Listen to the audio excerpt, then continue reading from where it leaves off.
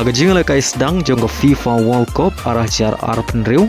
Hapdeng ke Meksiko, Persia ke South Africa. Badgane kadai ka sen ka baar begini gi arteli giri. Kini akan do haga jingle kai FIFA World Cup. Pada haga ke jingle kai sedang jong FIFA World Cup arah jar arpen riu. Lawan bansaki hadu prapeu hajar praspa arpeu saungon kiri week football.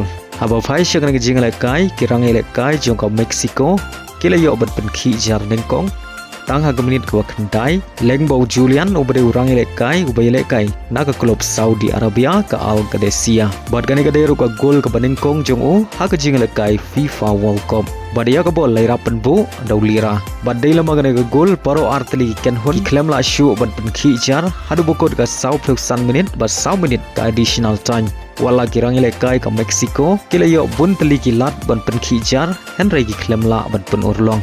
Habangi pai pat syaga kelamit haga minit ke basan peu ke South Africa ke habanile kai satang ship peu ngut hadin borang ile kai jungka uyaya uli op yang ya keretkan bad kaderu keret kad banengkong haga ni ke World Cup arah jar arpen riu bad haga minit ke ban riu peu nyau ke Meksiko kala yo biang ban chap ya ke gol ke baar leng bauriol Jimenez badia ke bol lairapen bu dau Alvaredo pada haga minit ke bapra peu sau klempoi perkhan orang elekai ke South Africa utemba oleh yon pedang ya keretkan leng baga jingarap jong ke VAR pada leng baga negaretkan ke South Africa ke haban elekai setang kendai ngon pada haga additional time kata haga minit ke kendai peu plus R orang elekai ke Meksiko Montes oleh yon pedang ya keretkan pada gani kaderu keretkan ke balai haga ni jingalekai sedang jongka FIFA World Cup arah jar arpen riu. Bad kaderu ke sen ke banengkong baniyok pedang hadu lai teli kiretkan aga jingle kai sedang jongka FIFA World Cup.